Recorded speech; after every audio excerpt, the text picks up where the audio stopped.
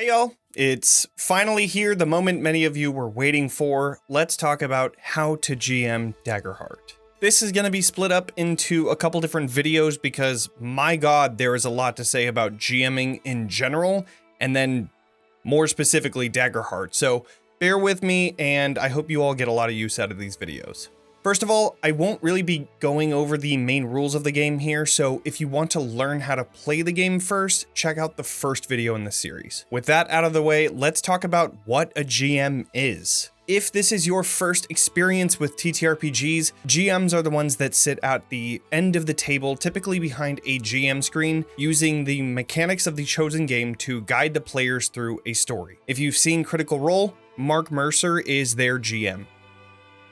GMing is everything from world building to storytelling to directing to acting to game designing to planning to prepping. It is all sorts of everything, and in my opinion, it is the best seat in the house. GMing gives you a wonderful opportunity to tell stories in worlds that you or other people have created, and then you get to add your friends to that storytelling process, creating fun and creative twists and turns that make the story richer and deeper and more meaningful for everyone. You don't need to know all of the rules, but I'd be lying if I said that you don't need to have a basic understanding of them. With everyone understanding how the rules work, it creates a sort of social contract that these are the rules that we're going to be following, and doing anything outside of them must be talked about before doing it. This also helps make sure that you have a story that has natural ups and downs that the dice gods dictate. Dick. Another thing that you should absolutely do is steal everything. A cool plot point you saw in a movie, steal it. You saw something in Dimension 20 or Critical Role, yoink. Your friend offhandedly said, "Wouldn't it be crazy if this happened?" Yup. That's gonna go into the story. Stealing ideas is one of the best ways to add cool things that your players may already be familiar with, but then you get to add your own twists to make it your own. So steal and steal often. On that same note, a great place that I go to get visual inspiration for my games is Pinterest. There's a lot of really cool art for monsters and landscapes that you can pull from to add to your game, as well as reading books or watching shows and movies that are similar to the theme of the story that you want to tell. And don't think that you have to be the only one that brings these story details. Lean on your players. Ask them provocative questions about the landscape that they notice. Perhaps something reminds them of a moment in their backstory. What do they see? Maybe a PC is returning home. Ask the player what the town looks like or what their house looks like. If a player has a cool idea for a city in the world, ask them to write something out for you, and you can then incorporate it into the story. Giving players this shared control of the narrative gives them a feeling of ownership and keeps them invested in the story just as much as you. As much work as GMing sounds like it is, once you get into that seat, everything will start to click. Just like any other skill, it takes time to master it, but when you do, oh baby, there's nothing like it. So if this is your first time GMing, for your friends of newbies, embrace mistakes. Fail forward, because that is the best way we learn. Do your best to try and relax, but I know that I was always nervous before every session, even now, whether it's a home game or a streamed game. So if you feel the same, you're not alone. What helps me is taking a few deep breaths before the game and remembering that this is just that, a game. A game where you're surrounded by a bunch of friends who have come together to create fun and exciting stories. So in that spirit, hold on to the narrative gently and allow you and your players to learn from the story as you go, because sometimes there really is no way of knowing what will happen next. In my later video, I'll be going over GM red flags and how to avoid them and how to be the best GM you can be. Alright, but for now, we have a good overview of what GMing is. Let's talk about campaign frames. Before your session 0, you'll probably want to figure out what world you're going to be setting your campaign in. You may decide to create your own world with its own rules and such, or you may choose a campaign frame. Campaign frames are similar to campaign settings that you see in abundance for D&D 5e, but a lot easier to make and to use. At the end of the book, there are 6 pre-made campaign frames that you can take a look through, starting with the Witherwild, which is a typical fantasy setting that is filled with corruption and adventure. For a campaign in this world, adventurers must try to save the Fanewick from a dangerous corrupting bloom called the Witherwild. Five Banners Burning is a political intrigue campaign frame where adventurers are caught up in a twisting and ever-escalating conflict between 5 different nations who all aim to shift power into their favor. Beast Feast is, well, delicious in Dungeon and Monster Hunter as a campaign. The adventurers fight monsters and then focus on how they prepare them as meals. The Age of Umbra is Dark Souls, Bloodborne, and Elden Ring put into a campaign setting. If you've been keeping up with Critical Role, this is the campaign frame they used for, well, the Age of Umbra. Motherboard is basically Horizon Zero Dawn in a campaign setting. In this campaign frame, technology replaces magic, and adventurers explore a world filled with ancient ruins of a fallen advanced civilization who created incredible technology. And the last one is Colossus of the Drylands. This campaign frame is pretty much Shadow of the Colossus meets Red Dead Redemption. A western with big colossal enemies to take down. What more can I say? If none of these sound like something that you want to run, you can always create your own. Hell, that's what I did with Bitten. So let's talk about how to do that. The book has a section on page 253 that details out all the main sections of the campaign frames. So let's talk about each of the sections and what you'll need to do for them. First, you'll need a short 1 to 2 sentence description of the campaign frame. For Bitten, I did 1 bite is all it takes to become a mindless, flesh-eating blighter. Next, you'll create a pitch. This is a short paragraph that can be read to your players to get them hooked on the idea of the campaign setting. This should be something punchy and provocative, something quick that reels them in and makes them want to know more. For Bitten, I wrote, nearly 20 years ago, the bite sank its teeth into the prosperous world of Elowin. Hordes of blighters swarmed across the continent, leaving a pitifully small population of survivors. Many banded together, creating communities behind towering walls, while others tested their fate by enduring the apocalypse alone. Mistakes are lethal. With 1 bite, the curse is transferred. In Bitten, you will play as heroes who may be searching for a new home, delving into blighter-infested ruins, or fighting to lift the curse that has plagued the world for so long. With the pitch done, you'll figure out the tone and feel of the campaign and the themes you want to explore. This is where you will add your cultural touchstones, or in other words, where you're drawing inspiration from. For me, this was easy. I wanted this to be lethal, thrilling, horror, serious, intimate, betrayal, and survival for the tone and feel. And for themes, I wrote community, finding meaning in death, reclaiming lost hope, dangerous world, and even more dangerous people. And finally, for touchstones, I wrote down The Last of Us, Walking Dead, 28 Days Later, and World War Z. After that, we go a little bit more in depth with the overview. This is where you begin to incorporate world building to describe the world the players are playing in and that the GM will be running. For me, I gave a brief history of rumors on how the outbreak started, mentioned some of the factions of the world, and then brought it back to the cold reality that regardless of where the blighters came from, they are still here, and that is what people must deal with in their everyday lives. After the overview, we start to get into the more labor-intensive parts. You will have to take a look at each of the communities available and figure out how these communities may apply to your setting. For me, I first wrote about the world before the outbreak and then how the world was affected after it, and then I was able to know where each of the communities may fit in the campaign frame for Bitten. If a community doesn't have a place in your world, or if there's nothing special about that community, feel free to just skip any descriptions for it. And then next, you'll take a look at the Ancestries and do the same thing. If there isn't any specific applications for your campaign frame, then don't worry about including them. For me, I added the Clank because they are immune to the bite, and I added Fungrel because of their ability to communicate over the fungal network without having to leave their safe communities. After Ancestries, you move on to classes, but again, if there are no specific applications of classes in your campaign frame, then go ahead and skip it. I skipped it for Bitten. But perhaps your campaign frame has specific places where wizards and bards study to learn their magic, or a hunting guild where guardians, warriors, and rangers can look for work. Whatever that may look like, once you're done, you will write up a player and GM principle list. For players, these help them get into the right headspace for creating a character and what playing the character will look like. And for GMs, this is guidance for how to run the game successfully in this campaign. For Bitten, the player principles that I wrote were trust is hard won, find hope in a hopeless world, morality is complicated, and death is inevitable. And for GMs, I wrote, the world is unforgiving but fair, choices matter, death should be meaningful, mystery drives curiosity, and hope is fragile.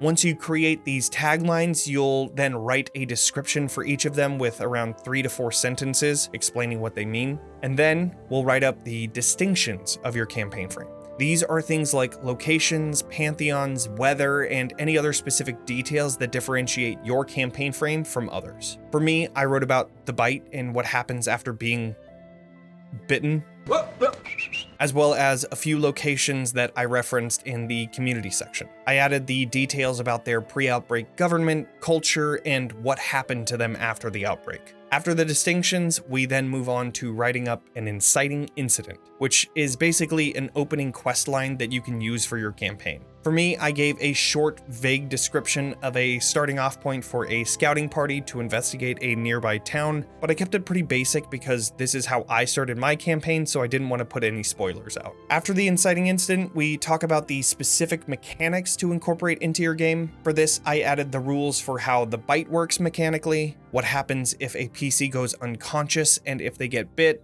how amputation works, and an alternative bite mechanic just in case someone has trauma from amputations. After that, the final piece is the Session 0 questions to ask your players. For this, consider your distinctions that you wrote about and the inciting incident and how you can connect these. For me, I asked about what community the party currently lives in, what their role is in this community, whether the players wanted to keep track of resources, a close call their character had with a blighter and how it changed them, and what personal connection their PCs have to the infection and why it drives them to find a cure. And that is pretty much it for campaign frames. If you're interested in checking out the Bitten campaign frame, I will have a link in the description to a Google Doc where you can read up on it. Hopefully you already have your campaign frame in mind, or maybe you're just gonna wing it, but either way, it is now time to talk about Session Zeros. A Session Zero is the first meeting you'll have with your players to discuss the campaign, create characters, link backstories, and talk about safety tools. So first, let's talk about the campaign idea with the group and make sure that we're all vibing with it. One way you can do this is by cats. In this case, it means concept, aim, tone, and subject. The concept is pretty much the pitch of the campaign, a short 2 to 3 sentence basic idea of what the campaign is going to be about. For my Session 0, my pitch was The Last of Us, Walking Dead, and 28 Days Later in a fantasy setting, and my players were hooked.